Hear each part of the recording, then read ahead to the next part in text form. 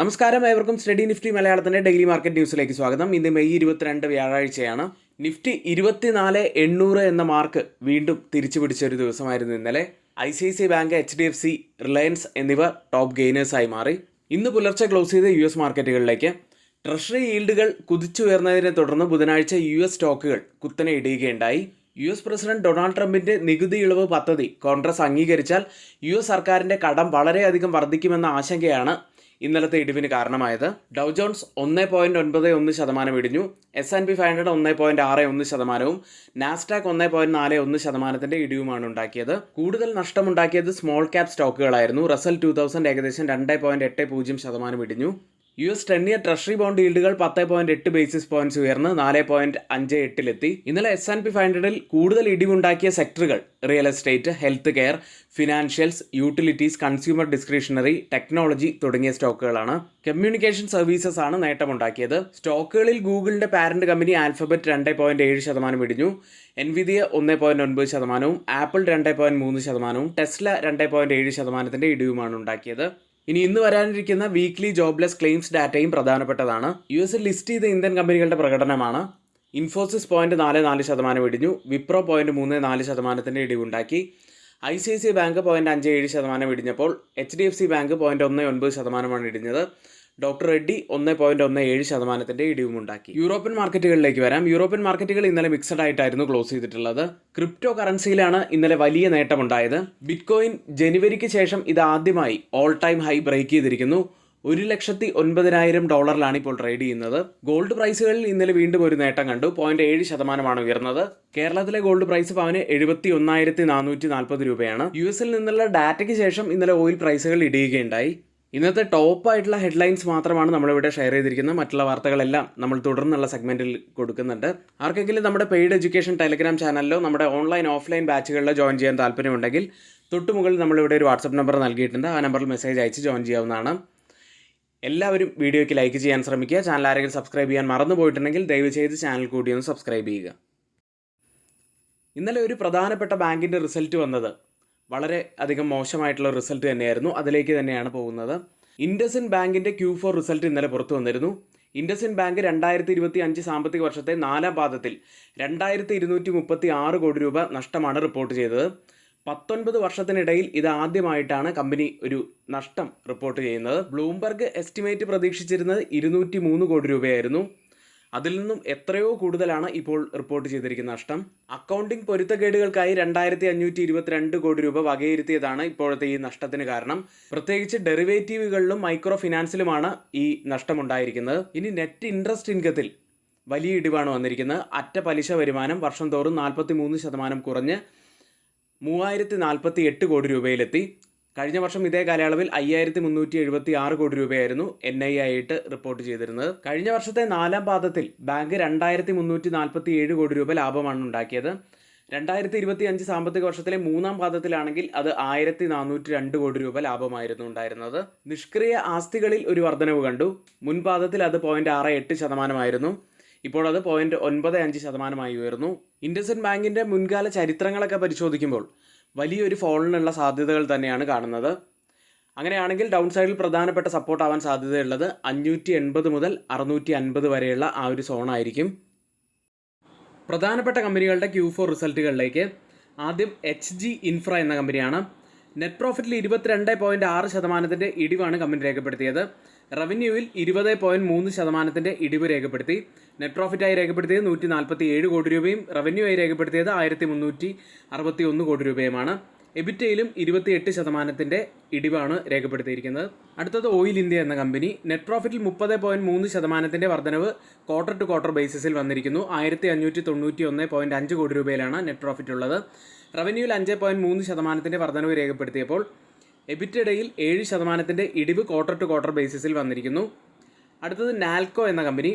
Net പ്രോഫിറ്റായി രേഖപ്പെടുത്തിയത് 2,067.2 കോടി രൂപയാണ്. കഴിഞ്ഞ വർഷം ഇതേ കാലയളവിൽ 996.7 കോടി രൂപ ആയിരുന്നു ലാഭമായിട്ടുണ്ടായിരുന്നത്. അടുത്തത് റവന്യൂവിൽ 47.2% വർധനവും കമ്പനി രേഖപ്പെടുത്തി. 5,267.8 കോടി രൂപയിലാണ് ഇപ്പോൾ റവന്യൂ ഉള്ളത്. പ്രോഫിറ്റും ഡബിൾ ആയിട്ടുണ്ട്. എബിറ്റയും ഏകദേശം ഡബിൾ തന്നെയാണ്. 2,753.8 കോടി രൂപയിലാണ്. കഴിഞ്ഞ വർഷം ഇതേ കാലയളവിൽ 1107.6 കോടി രൂപയായിരുന്നു ഉണ്ടായിരുന്നത്. അടുത്തത് ഗൾഫ് ഓയിൽ ലൂബ്രിക്കൻസ് എന്ന കമ്പനിയാണ്. നെറ്റ് പ്രോഫിറ്റിൽ 6.7% വർധനവാണ് ഇയർ ഓൺ ഇയറിൽ രേഖപ്പെടുത്തിയത്. 92.2 കോടി രൂപയിലാണ് പ്രോഫിറ്റ് ഉള്ളത്. റവന്യൂവിൽ 9.6% വർധനവ് രേഖപ്പെടുത്തി. 952.7 കോടി രൂപയിലാണ് റവന്യൂ ഉള്ളത്. എബിറ്റയിൽ 9.7% വർധനവ് രേഖപ്പെടുത്തി. 128.7 കോടി രൂപയിലാണ് ഇപ്പോൾ എബിറ്റ ഉള്ളത്. കമ്പനി ഫൈനൽ ഡിവിഡൻഡായി 28 രൂപ പ്രഖ്യാപിച്ചു. മറ്റൊരു നല്ല റിസൾട്ടുമായി വന്ന കമ്പനി ഇന്റർഗ്ലോബ് ഏവിയേഷൻ ആണ്. നെറ്റ് പ്രോഫിറ്റായി രേഖപ്പെടുത്തിയത് 3067.5 കോടി രൂപയായിരുന്നു. കഴിഞ്ഞ വർഷം ഇതേ കാലയളവിൽ 1894.8 കോടി രൂപയായിരുന്നു കമ്പനിയുടെ ലാഭമായിട്ട് റിപ്പോർട്ട് ചെയ്തത്.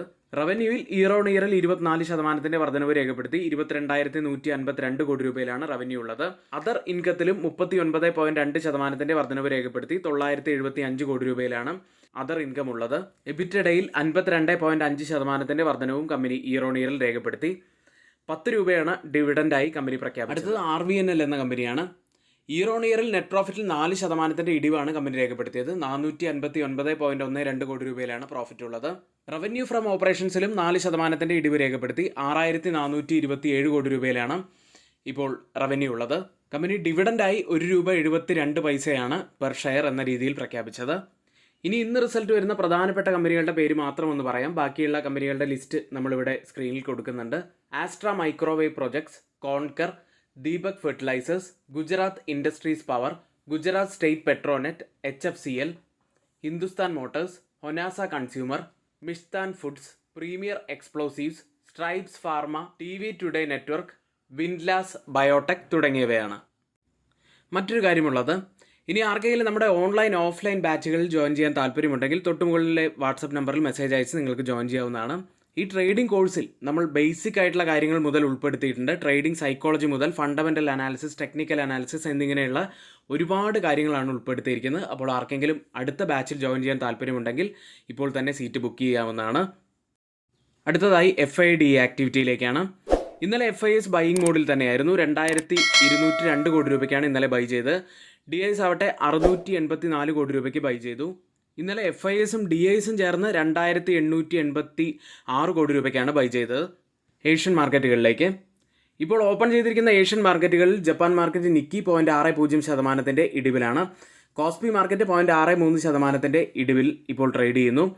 ഗിഫ്റ്റ് നിഫ്റ്റി ഇപ്പോൾ ഓപ്പൺ ചെയ്തിരിക്കുന്നത് 24,762 എന്ന നിലയിലാണ്. 67 പോയിന്റ്സ് ഡൗൺ സൈഡിലാണ് ഇപ്പോൾ ട്രേഡ് ചെയ്യുന്നത്. ഇപ്പോൾ സമയം 6 മണി കഴിഞ്ഞ് 40 മിനിറ്റ് ആണ്. ഇപ്പോഴത്തെ ഈ ഒരു നില വെച്ച് നിഫ്റ്റിയിൽ ഏകദേശം 50 പോയിന്റ്സിൻ്റെയൊക്കെ ഒരു ഗ്യാപ് ഡൗൺ ഓപ്പണിങ്ങിനാണ് സാധ്യതയുള്ളത്. ഓയിൽ പ്രൈസുകളിലേക്ക് സാധാരണയായി ഡിമാൻഡ് വർദ്ധിക്കുന്ന വേനൽക്കാലത്ത് ക്രൂഡ് ഓയിലിൻ്റെയും ഇന്ധനത്തിൻ്റെയും ലഭ്യതയിൽ ഒരു വർധനമാണ് കാണിക്കുന്നത്. ഇന്നലത്തെ US സർക്കാർ പുറത്തുവിട്ടിരിക്കുന്ന ഡാറ്റയും അതാണ് സൂചിപ്പിക്കുന്നത്. ബ്രന്റ് ഫ്യൂച്ചേഴ്സ് ഇപ്പോൾ ഉള്ളത് $64.56 പെർ ബാരൽ എന്ന നിലയിൽ 0.11% ഇടിവിലാണ്.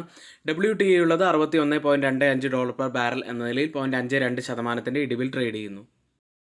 ഇന്ന് നമ്മൾ നിഫ്റ്റിയിലും ബാങ്ക് നിഫ്റ്റിയിലും ശ്രദ്ധിക്കേണ്ട ഏറ്റവും പ്രധാനപ്പെട്ട കുറച്ച് കാര്യങ്ങൾ നോക്കാം. 24,813 130 പോയിന്റ്സ് ഉയർന്നാണ് നിഫ്റ്റി ഇന്നലെ ക്ലോസ് ചെയ്തിട്ടുള്ളത്. ഇന്നലത്തെ നിഫ്റ്റിയുടെ ഡെയിലി ക്യാൻഡിൽ പരിശോധിച്ച് കഴിഞ്ഞാൽ വലിയ ലോവർ വീക്കോട് കൂടിയ ഒരു ബുള്ളിഷ് ക്യാൻഡിലാണ് ഫോം ആയിരിക്കുന്നത്. അതായത് ലോങ് അപ്പർ ഷാഡോ ആണ് വന്നിരിക്കുന്നത്. നല്ല സെല്ലിംഗ് പ്രഷറാണ് ഹയർ ലെവലിൽ കാണുന്നത്. അതായത് നല്ലൊരു റെസിസ്റ്റൻസ് ഏരിയ തന്നെയാണ് 25,000 എന്ന് പറയുന്നത്. ഡൗൺ സൈഡിലെ ആ റെസിസ്റ്റൻസ് ട്രെൻഡ് ലൈനും കൂടാതെ വ്യാഴാഴ്ചത്തെ ലോയും ബ്രേക്ക് ചെയ്യാത്തത് കൊണ്ട് തന്നെ വളരെ പോസിറ്റീവായിട്ട് തന്നെയാണ് ഇപ്പോഴും നമുക്ക് നിഫ്റ്റിയെ കാണാൻ കഴിയുന്നത്. അതിനുശേഷം നമ്മൾ ശ്രദ്ധിക്കേണ്ടത് 24,500 മുതൽ 24,400 വരെയുള്ള ആ ഒരു ലെവലാണ്. 20 ഡേ EMA ഉള്ളതും ഈ ലെവലിൽ തന്നെയാണ്. ഇപ്പോഴത്തെ ഒരു ചെറിയ പോസിറ്റിവിറ്റി ആയിട്ട് നമുക്ക് കാണാൻ കഴിയുന്നത് 24,800 മുകളിലായിട്ട് ഒരു കംഫർട്ടബിൾ ക്ലോസിംഗ് ലഭിച്ചു എന്നത് തന്നെയാണ്.